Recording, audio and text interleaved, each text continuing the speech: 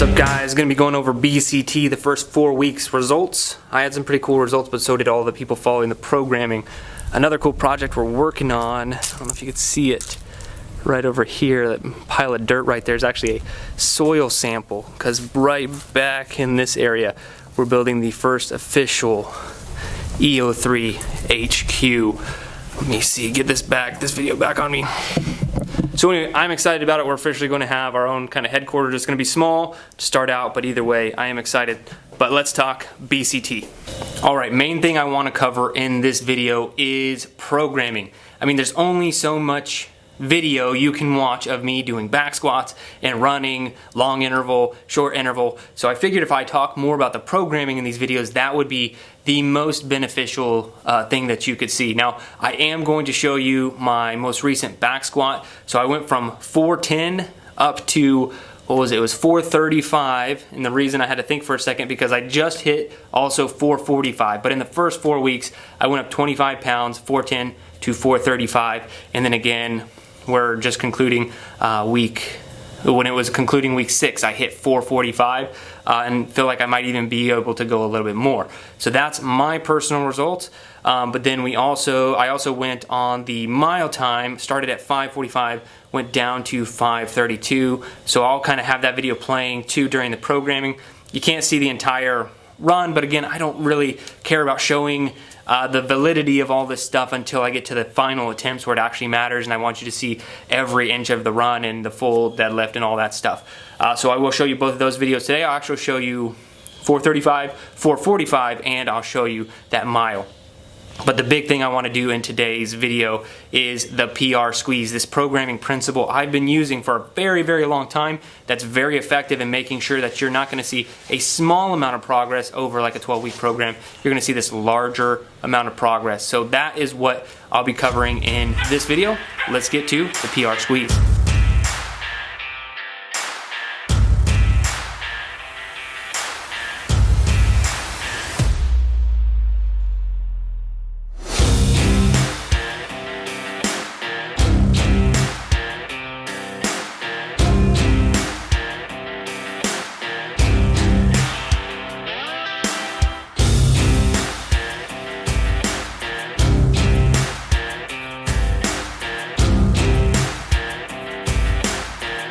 Alright, so let's talk about the PR squeeze. Now, this is a programming method that I've been using for a long time with athletes and when I program for myself. And really just the idea behind it is getting a quick PR. And there's a lot of reasons for it. It's not just for chasing a PR, but I feel like I would explain the entire process here and what all this means. So I call it the PR squeeze, and simply because we're trying to squeeze out a PR as fast as we can. So going through Wave 1, for our training, waves are 4 weeks in length, so this would be 12 weeks worth of programming. And so this is what our track, because there's about 20 of us right now on this track. We call it the BCT track, boring concurrent training, where all of us are chasing really fast mile times and really big back squats. And so what we did with Wave 1, we did really high volume for rapid adaptation. That's what I was looking for. We essentially put what would normally be 12 weeks worth of squat programming into a 4-week wave, squatting 3 days per week. And normally in our programming, I say 12 weeks worth of squatting. It depends on, if you're a powerlifter or whatever, but for us, we normally squat heavy or squat probably once per week. So we're squatting 3 times per week. So we put the same amount of volume we normally stretch across an entire 3 waves or 12 weeks. We did it in just one wave. And the idea behind this is, first, it's not sustainable. This is not something you'd want to do for this entire wave because you're going to end up probably broken down or injured if you're not incredibly on point with your mobility, nutrition, hydration, recovery, all of those efforts. But this is we had a fairly low volume of athletes on the track, so I knew I'd be able to monitor them closely and make sure everyone was doing well. So we do this high volume, rapid adaptation, and so the main reason that we want to do it is where we can correct for our PR. So after those 4 weeks, we did a lot of squat volume, a lot of run volume of 6 days per week. We did a retest. So after 4 weeks, I also don't normally do any retesting at the 4-week mark. We normally do kind of baseline test, and then we would do retest right there. And the reason we had this test right here is because I want a correct PR. So if you think about it, if you're squatting 300 pounds when we start at baseline, we do really high volume and you got up to 330, but we didn't test again all the way until here. That means it's not until the next cycle that you start operating off of a new percentage. So when I say hit 70% of your back squat, and you could probably maybe squat 330 or 350, but you're still operating off of 300, you're losing a lot of potential progress. And so what you do in this first week, you're going to see it's the honeymoon phase of any program. You have this rapid adaptation. It comes really fast because you're simply just not used to running 3 days per week or squatting 3 days per week. So the adaptations are going to come really fast. Then we retest. Then after that retest, we move to lower volume, make sure no one's going to get hurt, no one's going to get injured, and then we correct your PR. So if you did go from 300 to 330 or 300 to 350, you can correct your PR. So the rest of this wave right here and the rest of that wave right there, you're operating off of what would be a more accurate PR. Again, we don't do this twice because the volume's too high. We don't want anyone to get injured.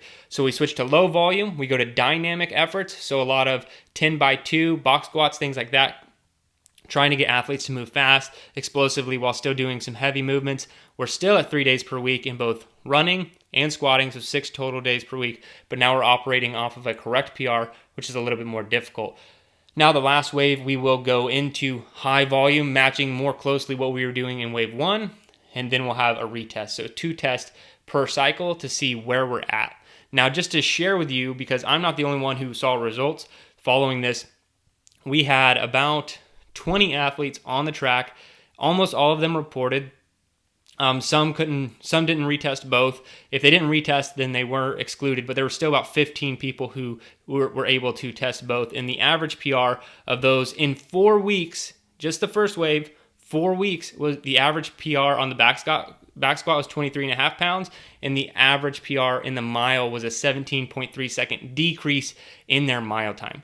So this is a programming principle that you can use if you want to try and get something really fast.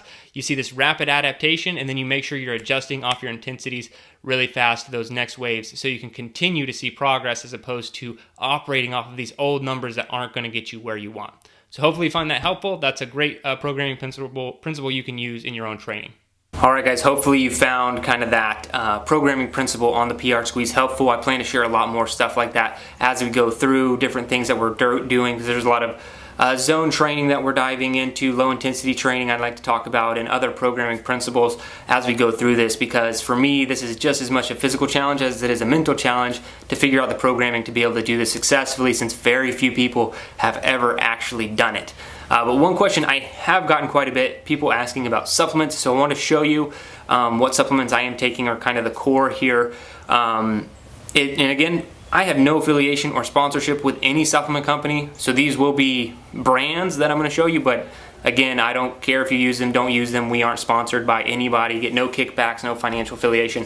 One thing I'm using right now, Super Beats, so just a lot of research on endurance training and beats in general. I'm also trying just to eat beats, but it's a little bit easier to supplement with it. The company here is Human in Super Beats. I'm sure there are a lot of other great options out there. Like I said, we have no affiliation or sponsorship, but I've been using this just because of the research that it helps with circulation, with endurance training. Another big one here, creatine monohydrate.